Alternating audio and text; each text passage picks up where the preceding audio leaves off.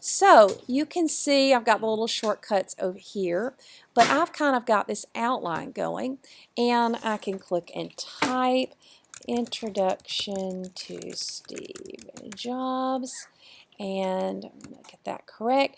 And if I wanted to put this here, I'm just going to use my little arrow. If I hit tab, it puts it underneath, and tab there, and I could say, okay, this might be a cool video to show at the front.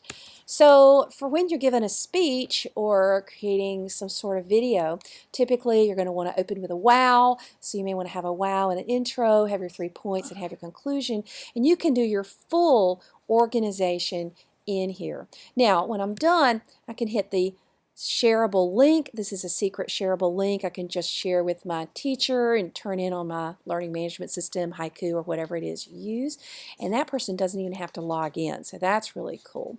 And there are other things that you can do. You can even copy this and paste this into Microsoft Word, or you could even copy and paste it and start putting these notes into your PowerPoint if you're going to do that.